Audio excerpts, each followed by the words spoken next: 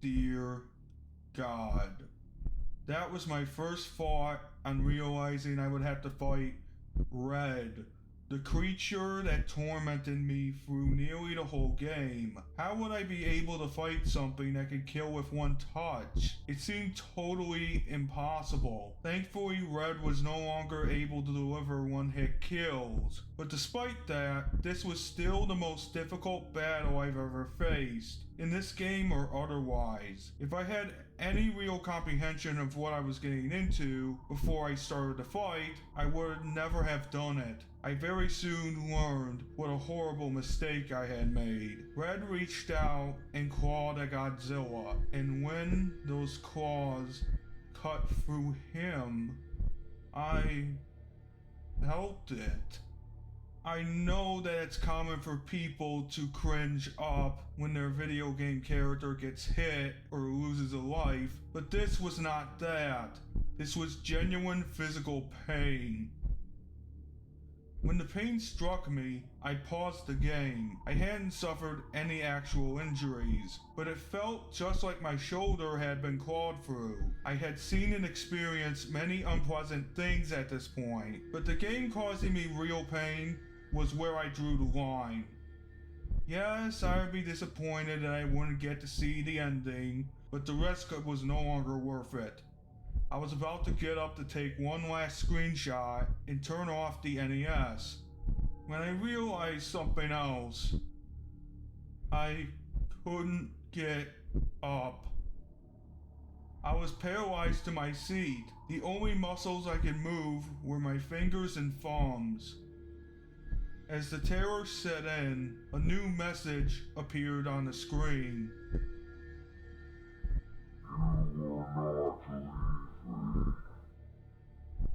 I started to scream, but only a weak choking sound was coming out. I desperately tried to get my body to move, but it did nothing. I was looking every direction, and then I looked over at the computer. Somehow the computer was taking screenshots of the game on its own when I began the fight. I still don't know how or why. Something in the game must have been causing it.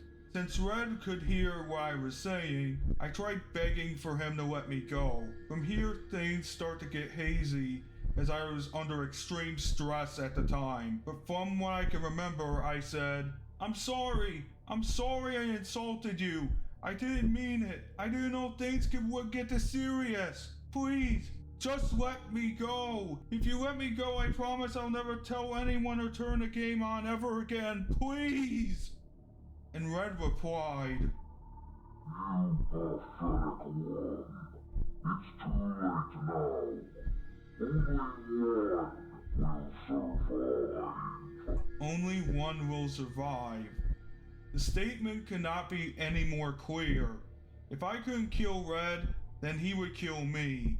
Like an idiot, I had played around with something I didn't understand, and now it might cost me my life. I stopped struggling to move and accepted the reality of the situation. There was only one way to get out of this alive. I had to kill Red. It all went by so fast. If it weren't for the screenshots, I might not have remembered any of this. Just like in the chase levels, Red moved at a horrifyingly fast speed. There was barely enough time to process a thought, and thus there was no time to form a strategy. I had to rely solely on my wits and reflexes. To make things worse, there was no way to predict what kind of attacks Red might use, so I constantly had to be on the offensive and defensive.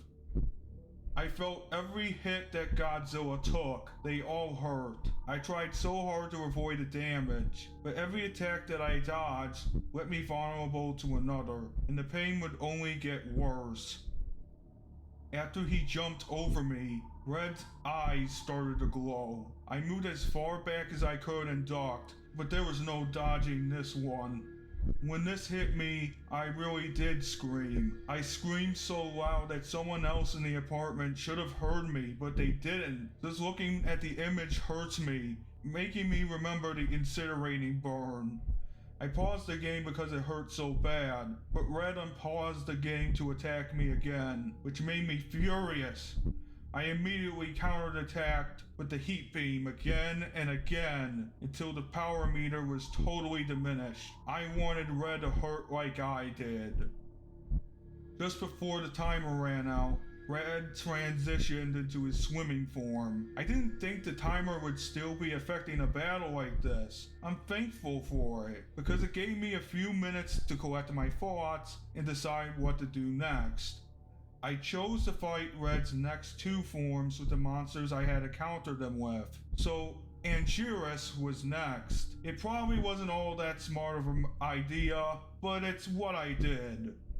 I jumped up and heat beamed Red in the face, and he moved off screen where I couldn't reach him. Then a wave of large mines started to fall from above. I felt this was unfair, so I shouted, "If you're gonna cheat, then why do you even let me use the controller?" And then he came at me, rushing from the top left of the screen downwards. Damn it! Now I wouldn't be able to see where his next attack was coming from. Red continued to strike from random angles. I constantly moved to swerve around him.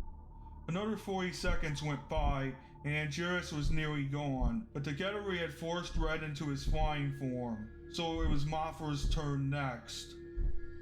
Deciding to fight Red with Mothra was a terrible idea. Mothra was instantly overwhelmed by Red, and the life meter was devastated in a mere 15 seconds. And once Mothra's life was down to 2 bars, Red did something I didn't see coming. He reached out, grabbed Mothra, and ate her. After Mothra was devoured, I felt an agonizing pain, like being crushed to death. Mothra had been killed for my stupidity, and I would share the pain. It was a short transition from the battle to the board, but it felt like an hour.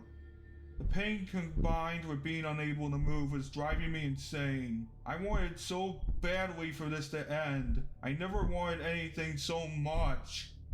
But I still had hope. There was only one monster left that could be brought to full health by engaging Red in battle. Solomon. If any of them had a chance to save my life now, it would be him. Solomon apparently has some history with Red, as when the fight started, this dialogue happened.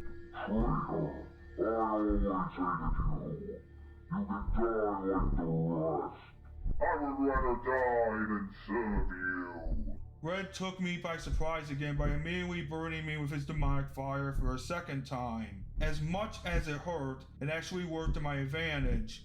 Since Solomon started at full life, he still had some to spare. But now Red had used up all of his energy and could not use his ultimate weapon any longer. Now he would die. As he drew closer to the end of his life bar, Red turned his old body to face the screen and flew upwards, then slamming back down in an attempt to crush Solomon. When that failed to work, he tried to devour Solomon like he had Mothra, but he wouldn't be eating my monster this time. I thought I had won, but something was wrong. Red wasn't sinking to the bottom, and I still couldn't move. Red was still alive.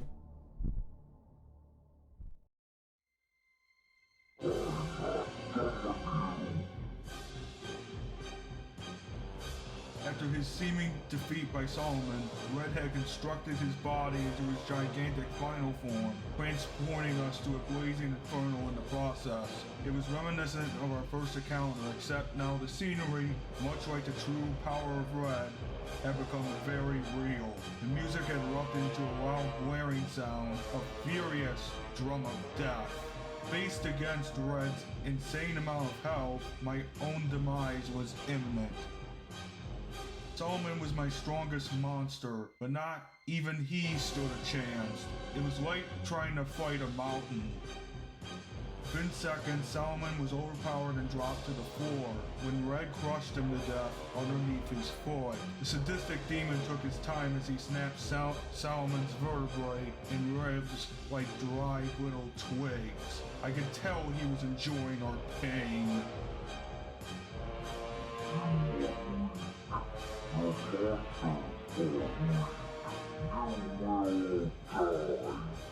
This is hopeless. I'm a dead man. I had no choice but to send another monster to his death. We were all going to die. I only hoped they would forgive me. After decreasing Red's health by a minuscule amount, Angelus was also obliterated. Red unleashed a hail of blazing hot needles into his face until he collapsed. Another moment of unspeakable agony, then nothingness as my ally faded away.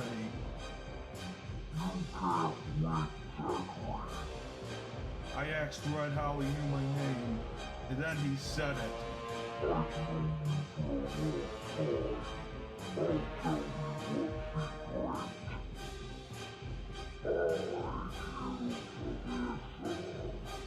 For years, she was being tortured by something no one understood. Now I knew what it was. Now I understood why I was mocked about Melissa's death and how the game knew about it. Because he knew about it. Because he was the one responsible. And this time, he was going to kill me.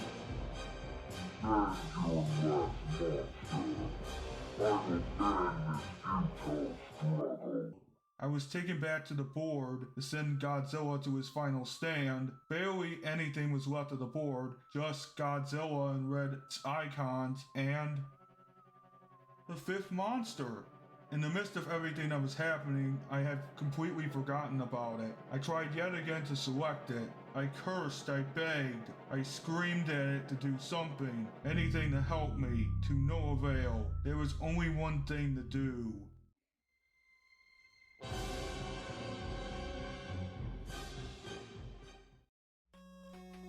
I knew Godzilla didn't stand any more of a chance than the rest did, but maybe now that all the other monsters were gone, the fifth monster might finally awaken.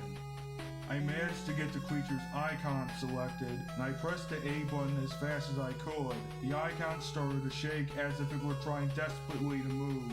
It was then that Red decided he was done playing fair, and before I could activate the monster, he went for the killing blow, paralyzing my heart. My hands started to become numb and unfeeling, but even as my vision was fading away, I still tried to press the A button.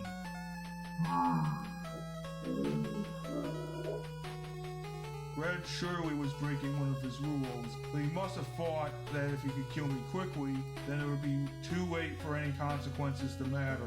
He would have won. He was wrong.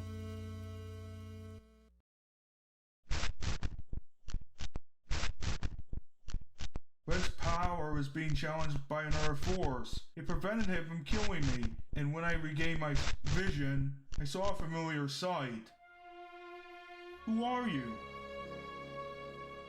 What? How is that possible? Red told me that he killed you. But how will I be able to stop him now?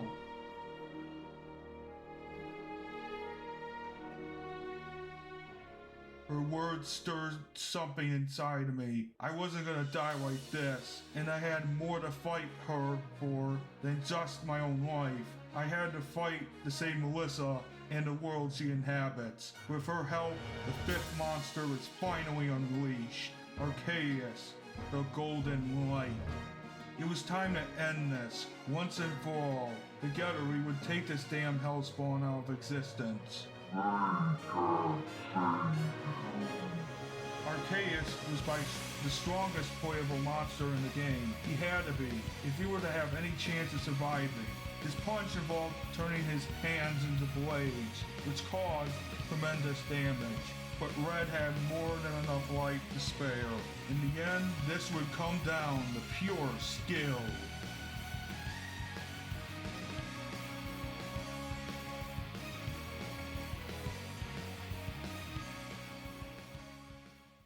With one final strike, Red was destroyed.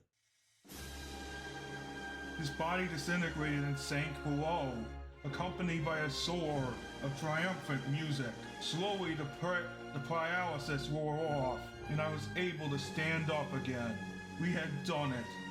Melissa's death has been avenged, and I felt overwhelming happiness until I remembered all the death and pain that led up to this point. All the other monsters who had fought and died, I was about to mourn them. But the game had yet to conclude.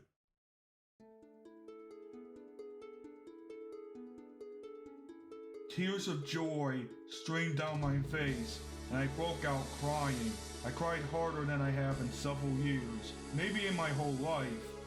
All I've been through, all I have discovered, and now the game was coming to an end. But before she and the others left, Melissa had something to tell me.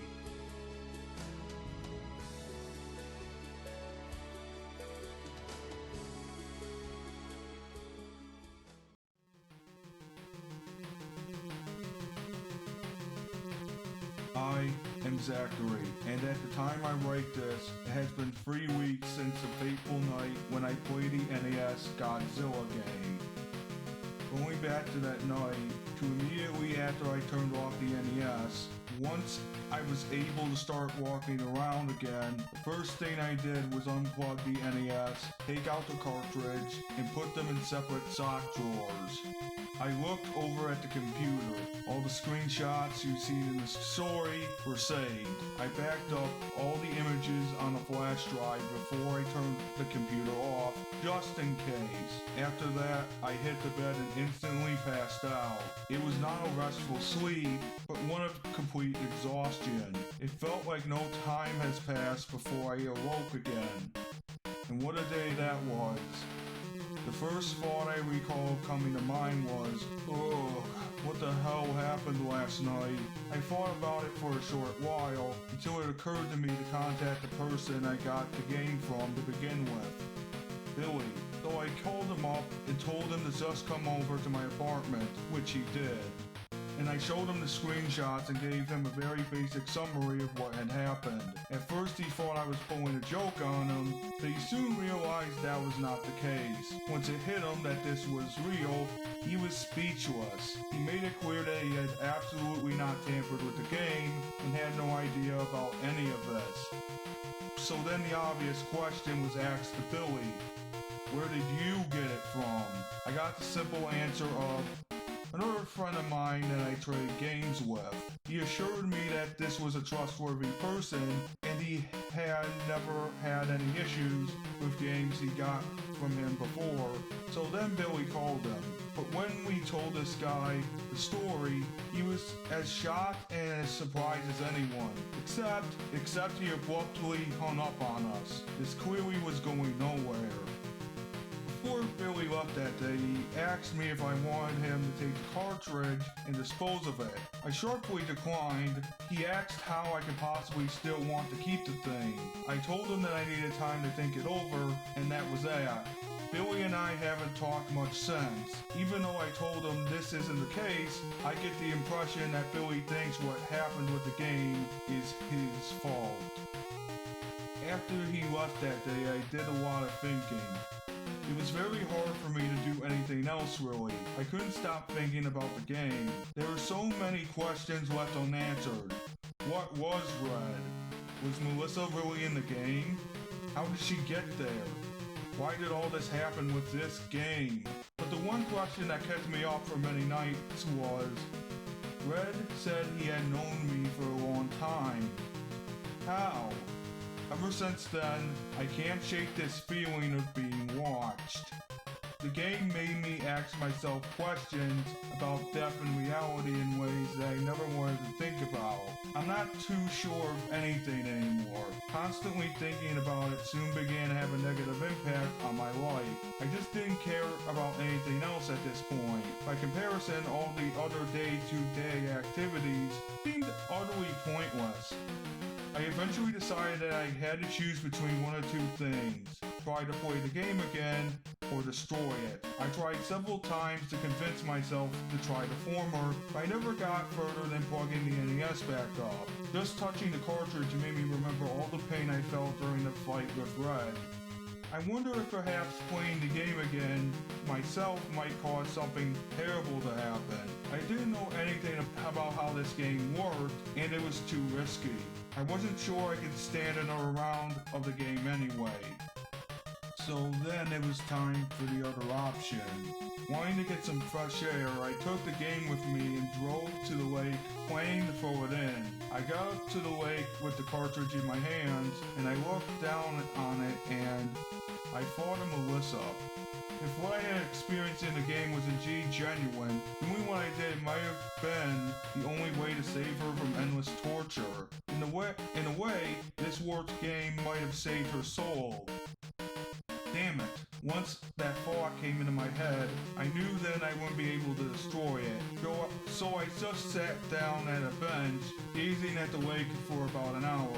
Ultimately, I decided on the third option, selling the game on eBay. It may be selfish, but I promise you that it has nothing to do with money. I don't care how much or little I get paid for this game. Believe me.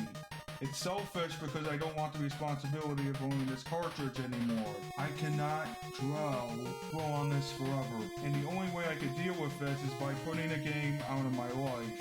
So this brings me to the main reasons I created a summary of these events. First is to record the details while I can remember them, and second is that whoever bids on this game knows what they're getting into.